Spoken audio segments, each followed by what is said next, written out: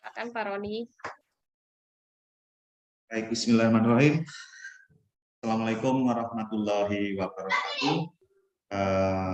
Salam sejahtera untuk kita semua. Selamat pagi kami ucapkan kepada Ibu Dr. Utami Prasajaningsih, MPSI, selaku dosen Pascasarjana Perbankan Institut untuk mata kuliah perilaku organisasi dan pengambilan keputusan. Perkenalkan, kami dari anggota kelompok 4 yang terdiri dari Ibu Suntari, Bapak Sumawinata, Bapak Prasetyo Utomo, Bapak Rizky Sepriandi, dan saya sendiri Roni Dwi Arianto. Pada kesempatan ini, perkenankan kami untuk membahas dan mempersembahkan hasil presentasi kami mengenai keberhasilan sebuah perusahaan menjadi sebuah learning organization. Dalam hal ini, tempat kami sendiri bernaung, tempat kami berjuang dan berkarya, yaitu PT Permodalan Nasional Madani.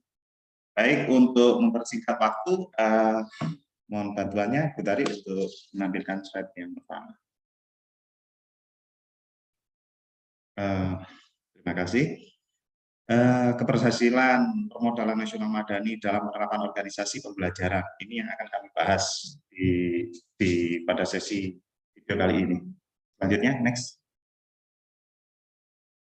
Sejarah Permodalan Nasional Madani. Perusahaan ini memulai sejarahnya pada tahun 1999 hingga tahun 2000. Perusahaan ini mengelola kredit yang sebelumnya bernama Kredit Likuiditas Bank Indonesia atau kita singkat KLBI. Pada tahun 2006, melalui program kemitraan, perusahaan ini dipercaya untuk mengelola dana amanah dan sejumlah perusahaan terkemuka. Pada bulan Agustus 2008, perusahaan ini meluncurkan unit layanan modal mikro atau dengan sebutan ULAM untuk dapat memberikan pinjaman modal kepada UMKM. Dan pada tahun 2009, perusahaan ini mulai mencari pendanaan dari perbankan dan pasar modal, dan pada tahun 2010, perusahaan ini meluncurkan program pengembangan kapasitas usaha yang kita singkat sebagai PKU. Untuk dapat memberikan pelatihan kewirausahaan kepada para nasabahnya, pada tahun 2012, perusahaan ini mulai menerbitkan obligasi, dan pada tahun 2015, perusahaan ini meluncurkan layanan membina ekonomi keluarga sejahtera yang kita kenal sebagai MK, untuk dapat memberikan pinjaman modal kepada pengusaha perempuan prasejahtera. Dan pada tahun 2021, pemerintah resmi menyerahkan mayoritas saham perusahaan ini ke Bank Rakyat Indonesia sebagai bagian dari upaya untuk holding BUMN yang bergerak di bidang pembiayaan mikro. Untuk selanjutnya, mungkin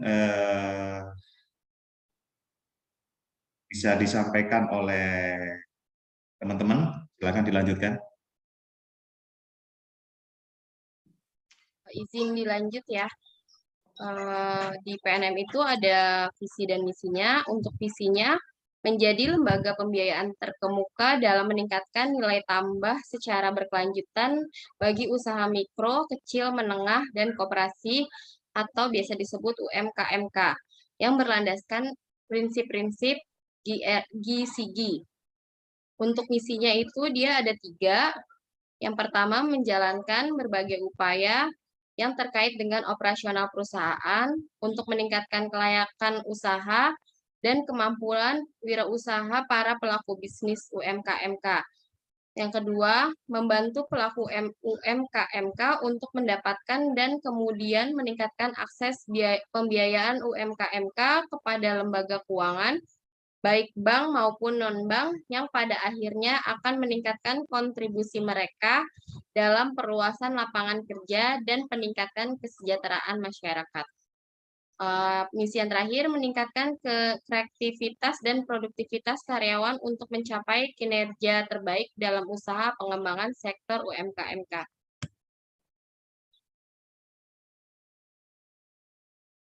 Untuk selanjutnya, produk PNM dan jumlah nasabah. Yang pertama, PNM itu ada PNM Mekar, kepanjangannya Membina Ekonomi Keluarga Sejahtera. Mekar seiring perkembangan usaha pada tahun 2016, PNM meluncurkan layanan peminjaman modal untuk perempuan prasejahtera. pelaku usaha ultramikro melalui program membina ekonomi keluarga sejahtera atau biasa disebut dengan MEKAR. MEKAR dikuatkan dengan aktivitas pendampingan usaha yang dilakukan secara berkelompok. Produk ini cukup unik karena boleh dibilang ini adalah antitesis perbankan. Pangsa pasar produk ini adalah kaum perempuan prasejahtera. Pembiayaan PNM MEKAR tidak mensyaratkan agunan fisik, melainkan bersifat tanggung renteng kelompok dengan syarat kedisiplinan untuk mengikuti proses persiapan pembiayaan dan pertemuan kelompok mingguan atau PKM. Yang kedua, di PNM juga ada PNM Ulam atau Unit Layanan Modal Mikro, berdiri pada tahun 2002, Agustus 2008, PNM memperkenalkan inovasi layanan pinjaman modal untuk usaha mikro dan kecil dengan pembiayaan langsung bagi perorangan dan badan usaha melalui unit layanan modal mikro atau biasa disebut dengan PNM Ulam. PNM Ulam dilengkapi dengan pelatihan, jasa konsultasi, pendampingan, serta dukungan pengelolaan keuangan dan akses pasar bagi nasabah. Ulam merupakan nasabah MEKAR yang sudah dikategorikan naik kelas. Yang ketiga, jasa manajemen dan PKBL atau program kemitraan dan bina lingkungan. Perseroan memiliki dua aktivitas jasa manajemen, yaitu jasa manajemen untuk penguatan lembaga keuangan dan sektor real. Selain itu, jasa manajemen PNM memiliki program kemitraan berupa penyaluran dana kemitraan yang ditunjukkan kepada pelaku UMKM. Program kemitraan dan bina lingkungan atau PKBL adalah bentuk tanggung jawab badan usaha milik negara kepada masyarakat. PKBL dilaksanakan dengan dasar Undang-Undang Nomor 19 Tahun 2023 tentang BUMN serta Peraturan Menteri BUMN Nomor per 09/MBU/07/2015 yang menyebutkan salah satu maksud dan tujuan pendirian BUMN yaitu turut aktif memberi bimbingan dan bantuan kepada pengusaha golongan ekonomi lemah, koperasi, dan masyarakat. PNM MEKAR sendiri telah memiliki 11 juta nasabah, merupakan hal yang terbesar di dunia untuk pembiayaan berbasis kelompok. PNM belum lama ini juga telah membentuk program holding ultramikro bersama BRI dan Pegadaian. Dari kolaborasi hadir dalam satu atap ada apa yang disebut sebagai sentra layanan ultramikro atau Senyum. Dalam hal ini, menyiapkan nasabah-nasabah PNM yang sudah naik kelas untuk bisa memanfaatkan semacam pembiayaan yang lebih besar lagi ke BRI maupun akses ke Pegadaian. Mungkin untuk slide selanjutnya bisa dibacakan oleh Mas Pras. Mas Pras, dipersilakan.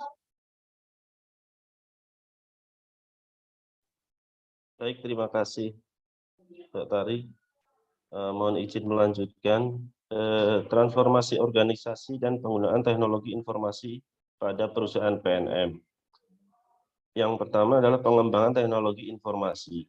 Dalam pengembangan teknologi dan informasi PNM memiliki visi become driver to improve product and innovation service through information technology support in order to increase business continually. Dalam tata kelola IT, PNM diatur oleh kebijakan OJK.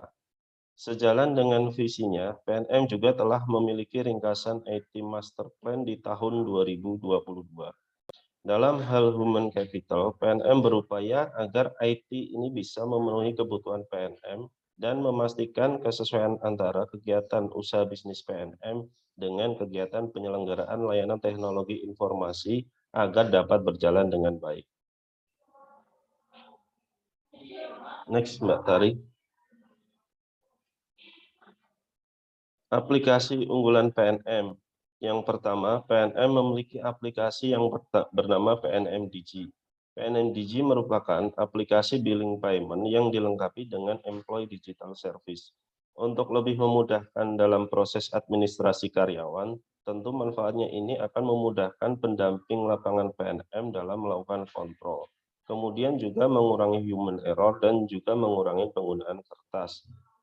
Berikutnya yang kedua, PNM juga memiliki aplikasi PNM Tiba atau titik baca bagi seluruh karyawan PNM Group. Melalui PNM TIBA, karyawan di PNM tidak perlu mengeluarkan biaya tambahan untuk pergi ke perpustakaan, membeli buku, serta mengeluarkan waktu dan tenaga ekstra untuk melakukan perawatan buku.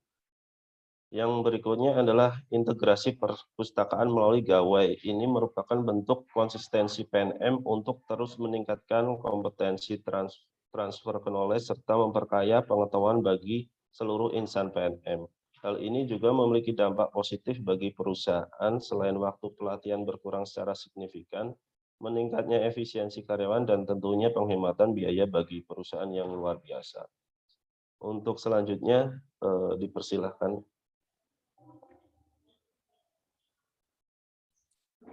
Pencapaian Dari Mas Awin atau Mas Rizky Ya. bisa dilanjut. ini saya mungkin ya Mbak Tari ya, Mas Pras. Pencapaian perusahaan yang pertama, PNM sampai dengan saat ini telah menjalankan tata kelola perusahaan yang baik dengan memiliki struktur organisasi baik. Hal tersebut terbukti pada tahun 2021 PNM mendapatkan 2 rekor dunia. Yang pertama, peserta perempuan terbanyak, dan yang kedua, peserta menggunakan selendang dengan motif Nusantara terbanyak. Nah, PNM juga mendapatkan mencetak 2 rekor muri pada tahun 2022. Yang pertama, pelatihan literasi keuangan secara keuangan dan serentak oleh perempuan terbanyak. Yang kedua, pembukaan rekening secara serentak oleh perempuan terbanyak.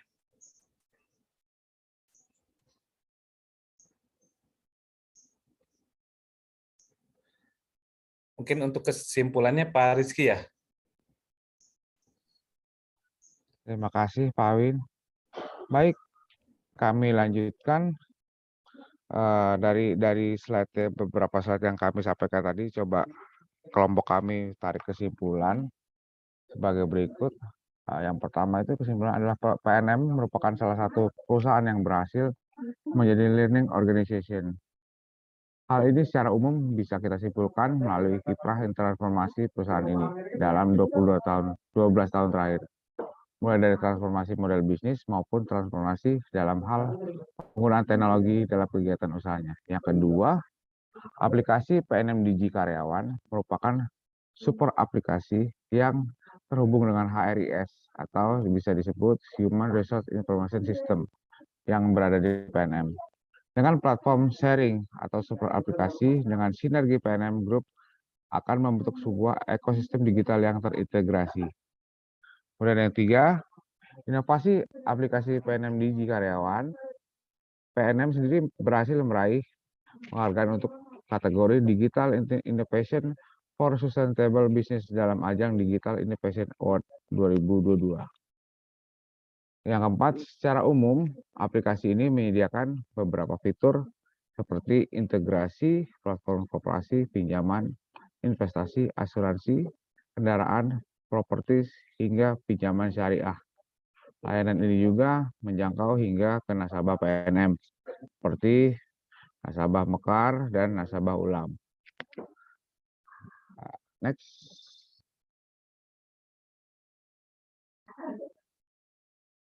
Yang kelima, keberhasilan transformasi digital PNM hingga tanggal 22 Maret 2022, PNM telah menyalurkan pembiayaan sebesar 117,69 triliun kepada nasabah PNM Mekar yang berjumlah 11,5 juta nasabah di seluruh Indonesia. Saat ini PNM memiliki 3.673 kantor layanan di seluruh Indonesia yang melayani UMK di 34 provinsi, 422 kabupaten atau kota, dan 5.640 kecamatan di Indonesia. Dan terakhir hasilnya, laba tahun berjalan PNM saat ini mencapai angka 845,12 miliar. PNM pun mampu memberikan laba tahun berjalan kepada entitas induk, yaitu PT BRI, Persero, TBK alias BBRI mencapai 840,77 miliar. Demikian kami sampaikan, kami silakan kepada Bapak Roni.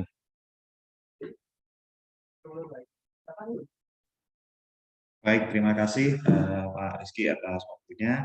Demikian presentasi dari kelompok 4 perihal kesuksesan model nasional madani menjadi learning organization. Jadi dari beberapa slide yang kita tampilkan tadi terlihat bagaimana perusahaan bermodel nasional madani mulai jadi learning organization, transformasi organisasi yang sudah dilakukan, pemberdayaan sumber daya manusia, manajemen pernyataan maupun penggunaan teknologi dalam kegiatan bisnisnya, saya pikir sudah dilewati dan dilakukan secara sempurna oleh Permodalan Nasional Madani, sehingga kami berkesimpulan bahwa Permodalan Nasional Madani memang benar-benar menjadi sebuah learning organization dan berhasil melakukannya. Demikian dari kelompok kami, sekali lagi saya ucapkan terima kasih, mohon koreksinya apabila ada kesalahan dan kekurangan. Terima kasih juga untuk anggota kelompok 4. Saya ucapkan terima kasih semuanya. Saya akhiri, sekian. Assalamualaikum warahmatullahi wabarakatuh. Waalaikumsalam warahmatullahi Waalaikumsalam warahmatullahi wabarakatuh.